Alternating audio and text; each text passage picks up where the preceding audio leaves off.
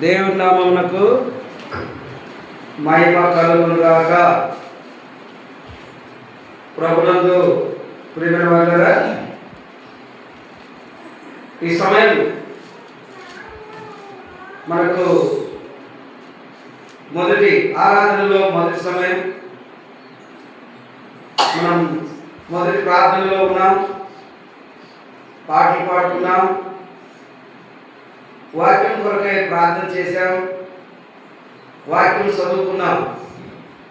చదువుకున్న వాక్య భాగం ఏమిటంటే మార్కు సువార్త 16వ అధ్యాయం 1 నుండి 6 వరకు చదువుకుంటూ వచ్చాడు. అందరూ విన్నారు. 1 నుండి 6 వరకు చదువుకున్నాం, అందరూ విన్నారు. ఇప్పుడు ఇక్కడ మనం చదువుకుంటూ కొన్ని మాటలు ధ్యానం చేద్దాం. విశ్రాంతి దినం గడిచిపోగానే, విశ్రాంతి దినం అనేది ఏ రోజుకు సాదృశ్యం ఉంది? శనివారం సాదృశ్యం.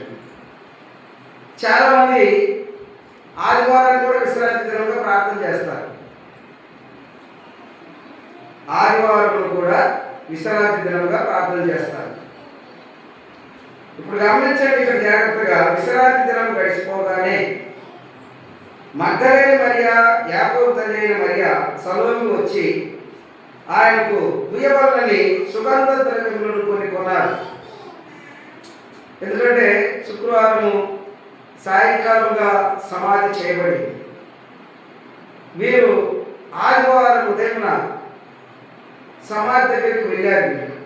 అది కూడా ఇక్కడ మనం చూస్తే వారు ఆదివారం పెందల కడలేసి బయలుదేరి సూర్యోదయమైనప్పుడు సమాధి వద్దకు వచ్చుండగా, అంటే గమనించండి, ఆదివారం తర్వాత నుంచి వారు అన్ని సిద్ధపడి ప్రయాణమై సమాధి వద్దకు వారు వెళ్ళారు. అక్కడ పొద్దు పొడవబోతుంది. సమాధి దగ్గరికి వెళ్ళే లోపల వారు చూడండి, అక్కడ జరిగిన పరిస్థితులు మనం చూస్తున్నాం. సమాధి ద్వారం నుండి మనకు ఆ రాయి ఎవరు తీస్తారు, మనం ఈ సుగంధ ద్రవ్యములు ఆయన ఉపయోగానికి అని వీళ్ళ ఆలోచన ఉంది. అర్థమవుతుందా? మరి ఇక్కడ చేరిన వారి ఆలోచన ఎట్లుంటుందో నాకు తెలియదు, కానీ వాళ్ళ ఆలోచన ఇలా ఉంది. వారి ఆలోచన ఇలా ఉంది. మనము తీసుకున్నటువంటి సుగంధ ద్రవ్యాలు ఆయన పోద్దాం. అయితే మరి రాయి పొరలించాలి, రాయి ఉంది కదా, అది ఎవరు మనకు పొరలిస్తారు అని సందేహం మాటలతో బాధతోనండి లేకపోతే సంతోషంగానండి, ఎలాగైనా సరే వారు ప్రయాసం మాత్రం చాలా గొప్పది ప్రయాసం మాత్రం పెద్దలు కడలేశారు. సమాధుల తోట దగ్గరికి వెళ్ళడానికి స్త్రీలకు ఎవరికైనా అంత ధైర్యం ఉంటుందా? సమాధుల తోట దగ్గరికి వెళ్ళడానికి స్త్రీలకు ఎవరికి ఆ ప్రాంతంలో ఆ మార్గాన్ని వెళ్ళడానికి కూడా ధైర్యం చాలు. అయితే వీరు పెద్దలు కడలేసి సమాధుల యొద్దకు వెళ్ళారు. వారి ప్రయాణాలు ఎలా ఉన్నాయో మనం గమనిస్తున్నాం. వారు వెళ్తున్నారు, కానీ వారిలో ఉన్న సందేహం ఏమిటి అంటే, సమాధి పైన పెద్ద పట్ట ఉంది కదా, అది ఎవరు మనకు దాన్ని తొలగిస్తారనేటువంటి ఆలోచనతో మీరు వెళ్తున్నారు. అయితే ప్రభుత్వ ప్రేమ జాగ్రత్త గమనించండి.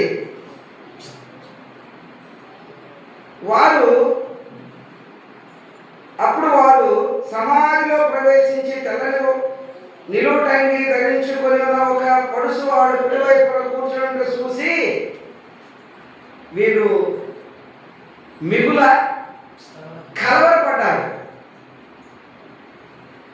కలవరపడ్డట్టుగా మనం చూస్తున్నాం. ఆ తర్వాత జరిగిన పరిస్థితి ఏంటంటే, ఆయన చెప్తున్నాడు, సిలువ వేయబడిన నజరేయుడైన యేసును మీరు వెతుకుతున్నారు, ఆయన ఇక్కడ లేడు. చూడండి, జాగ్రత్తగా ఈ విషయాన్ని మనము స్పష్టంగా గమనించాలి.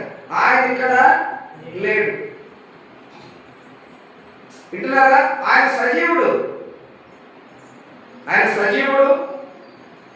లేస్తానని చెప్పినవాడు, మొదటివాడు, కడపటివాడు. ప్రకటన గ్రంథంలో మనం చూస్తాం. మృతుడనైతిని కానీ మీతో కూడా యుగయుగములు సజీవుడను. ఇప్పుడు ఇక్కడ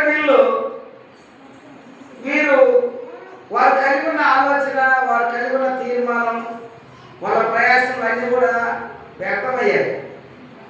వారు ఏమైతే వారి ప్రయాసంతో వారు అక్కడ కలిగి ఉన్నారో అదంతా వ్యక్తంగా కనిపిస్తుంది మనకు. ఈ రోజుల్లో సమాజంలో ఎదుర్కొన్న వారందరి ప్రయాసాలు కూడా వ్యర్థమే. అర్థమైందా? చాలా మంది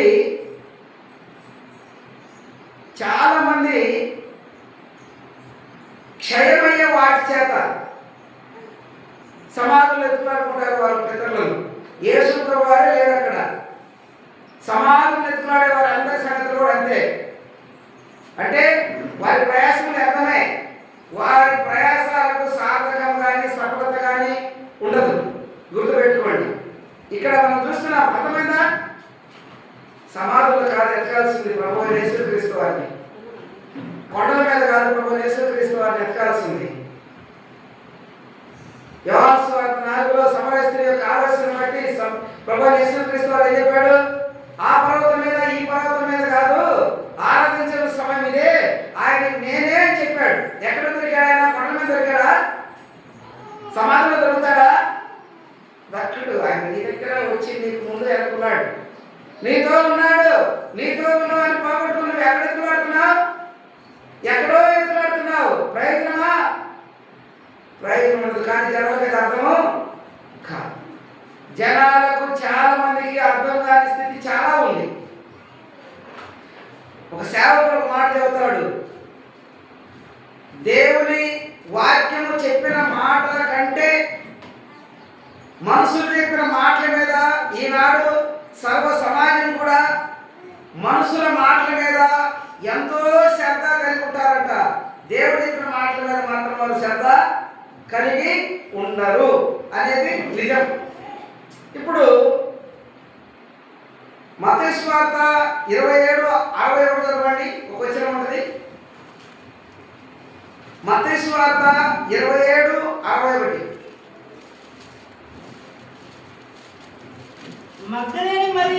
మగ్దలేని మరియయు వేరొక మరియయు అక్కడనే సమాధికి ఎదురుగా కూర్చుండి ఉండేది. అక్కడనే సమాధి ఎదురుగా కూర్చుండి వాళ్ళకి ఎన్నో తోసలేదు. ఏం చేయాలో అర్థం కాలేదు. ఈనాడు కూడా చాలా మందికి ఏం చేయాలో తెలియదు, చేయాల్సింది తెలియదు, చేయకూడదు బాగా తెలుసు. ఏదైతే కాదో అది బాగా అనుసరిస్తారు. ఏదైతే అవసరమో దాని పట్ల బహు నిర్లక్ష్యంగా ఉంటారు. అర్థమవుతుందా? కాబట్టి ప్రభునందు ప్రియమైన వారులారా, దేవుని యొక్క మాటలు మనం ఇంట్లో కూడా పెడచెవిని పెట్టక దేవుని మాటలను వినిన ప్రకారంగా జాగ్రత్తగా మన జీవితాలు ఎలా ఉన్నాయో మనం కట్టుకోవడానికి ముందుకెళ్దాం. చదువుకున్న మాటలు మార్క్స్ వార్త 16వ అధ్యాయంలో మనం చూస్తూ వచ్చాం. వీరు ఒకటి సమాధి వద్దకు వెళ్ళారు. యేసు ప్రభు వారికి సుగంధ ద్రవ్యాలు పూయాలని ఆయన యెషయా గ్రంథంలో ఉంది. యాకోబు, నీవు నా కొరకు ఏ విధమైన సుగంధ ద్రవ్యాలు కొనలేదు, ఎందుకంటే ఈ సుగంధ ద్రవ్యములు లేకపోతే ఈ లోకంలో మనుషుల అలంకారాలు ఆయనకు కొరత లేదు. ఆయన ఏదైనా కొనుగోలు ఉన్నట్టు మనం ఏం చేసే అక్కడ చేయాల్సిన పని లేదు. ఇది వీరి పని మానవ హద్దుబాటు. అర్థమవుతుందా? వీరి పని మానవ హద్దుబాటు. గుర్తుపెట్టుకోనండి. కాబట్టి మానవ హద్దుబాటును విడిచిపెట్టండి. దైవ చిత్తాన్ని గుర్తించడానికి ప్రయత్నం చేయండి. మానవ హద్దుబాటును చాలామంది మానవ హద్దుబాటుకు బానిసలై ఉంటారు. దేవుని కాదు, నీతి కాదు, మానవ హద్దుబాటుకు మనుషుల కల్పితాలకు బానిసలై ఉంటారు చాలామంది. కాబట్టి గమనించండి, ఇక్కడ వారికి కనిపించలేదు, వారి ప్రయాసం అర్థమైంది. ఒకటి గమనిస్తే వీరు సమాధులు ఎత్తులాడుకొని పోయారు. ఆయన సమాధిలో ఉండడుగా, సమాధిలో ఉండేవాడు కాదు, సమాధి ఆయన బంధించగలిగేది కాదు కదా.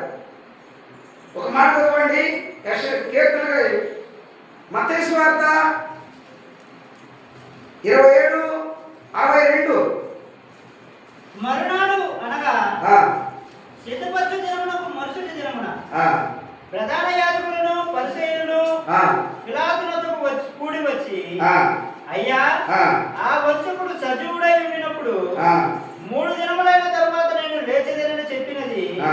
మాకు జ్ఞాపకం ఉన్నది. ఎవరు వీళ్ళు? వీళ్ళెవరు? ప్రధాన యాజకుల శిష్యులు. లోకంలో పెద్దలు ఉంటారు కదా, ప్రధాన యాజకులు అధిపతులు ఉంటారు కదా, వాళ్ళ దగ్గర శిష్యులు. యేసుప్రభు శిష్యులు కాదు వీళ్ళు, యేసుప్రభు శిష్యులు కాదు. యేసుప్రభు శిష్యులు ఈ సందర్భంలో అక్కడ లేరు. ఎవరు వీళ్ళంటే ప్రధాన అధికారులకు, ప్రధాన మంత్రులకు, అధికారులకు, నాయకులకు శిష్యులు ఉంటారు. వాళ్ళు ఏమంటారంటే ఇక్కడ, అయ్యా, ఆయన బ్రతికున్న దినాల్లో 3 దినములైన తర్వాత నేను లేస్తానని చెప్పాడు, అది మాకు జ్ఞాపకం ఉంది అంటున్నారు వీళ్ళు. ఎవరు వీళ్ళు? మొదటి నుంచి యేసు ప్రభుతో ఉండి రొట్టెలు చేపలు తిన్నోళ్ళు కాదు వీళ్ళు. రొట్టెలు చేపలు తిన్నోళ్ళు కాదు వీళ్ళు. వాళ్ళకి బతికలేదు. రొట్టెలు చేపలు తిన్నోళ్ళందరూ మర్చిపోయి వెళ్ళిపోయారు ఎక్కడెక్కడో భయం చేత. ఇక్కడ సందర్భంలో వీళ్ళు అంటున్నారు, అయ్యా, ఆయన బ్రతుకున్న దినాల్లో చెప్పిన మాట మాకు జ్ఞాపకం ఉంది. పోయిన వారం మీద వాక్యం ఈ రోజు వరకు ఎవరికి జ్ఞాపకం ఉంది? శుక్రవారం మీద వాక్యము ఆదివారం వరకు ఎవరికి జ్ఞాపకం ఉంది? ఉందా ఎవరికైనా జ్ఞాపకము? ఆయన సిలువ వేయబడ్డాడు. నువ్వు చెప్పేది కాదు, సర్వలోకానికి తెలుసు ఆయన సిలువ వేయబడ్డది. ఆ ఒక్కటి మాత్రం తెలుసు అందరికి. ఆయన సిలువ ఎక్కాడు. ప్రతిదినం నీ సిలువ నిన్ను మోసుకొని ఆయన వెంబడించమంటున్నాడు. చేస్తున్నావా పని? ఆయన అందరి కోసమే ఒకరోజు సిలువ ఎక్కాడు.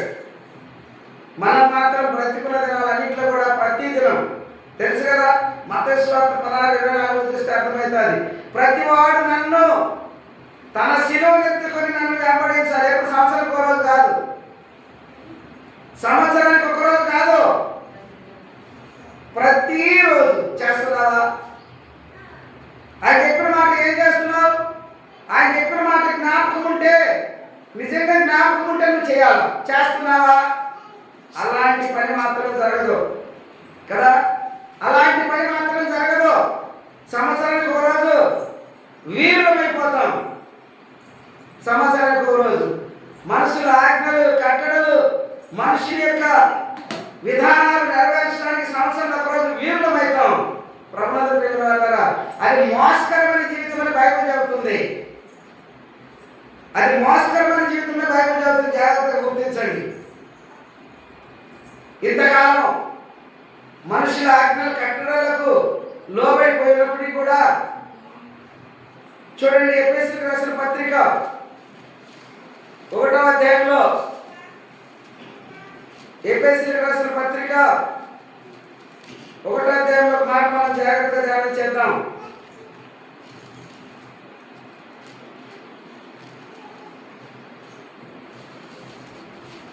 ఎఫెసీయులకు రాసిన పత్రిక 1వ అధ్యాయంలో మనం చూస్తున్నాం.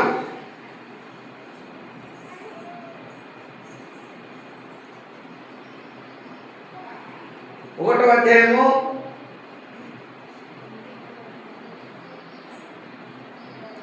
11వ వచనం చదవండి. మరియు క్రీస్తునందు ముందుగా నిరీక్షించిన మనము ఆయన మహిమకు ఇటున్నారా? ఈ మాట మళ్ళీ చదవండి. మరియు క్రీస్తునందు ముందుగా నిరీక్షించిన మనము ఆయన మహిమకు అర్థమవుతున్నాయి మాటలు. కూర్చొని ఇటు అటు ఇటు అనుకుంటున్నారు. అర్థమవుతున్నాయి మాటలు.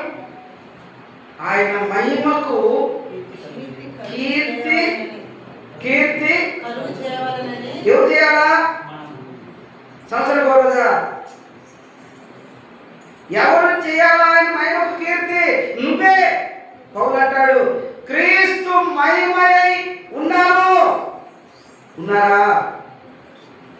అది క్రీస్తు మహిమై ఉండాలి. వారే ఆయన మహిమకు కీర్తి నిత్యము కలిగిస్తారు. మహిమపరుస్తారు, స్తుతిస్తారు, ఆరాధిస్తారు. వారు కలిగి ఉన్న నిరీక్షణ ఫలాన్ని పోగొట్టుకోకుండా పొందుకుంటూ ఉంటారు. మనుషుల కఠిన ప్రకారం కొనసాగితే ఆయన మహిమకు నువ్వు కీర్తిగా ఉండలేవు, కీర్తి తేలేవు, అవమానం చేస్తావు. కీర్తి తేనప్పుడు ఇంకేం చేస్తారు? ఇప్పుడు పిల్లలు ఉంటారు, తల్లిదండ్రులు కీర్తి తేకపోతే ఇంకేం తెచ్చినట్టు? అంతే. కీర్తి ఎప్పుడు తెస్తావు? నీ ప్రవర్తనను బట్టి, నీ నడవడికలను బట్టి, నీ జీవితాన్ని బట్టి నీ తండ్రికి నువ్వు మహిమ తెస్తావు. అలా రాస్తున్నాడు అక్కడ. క్రీస్తుకు మహిమ,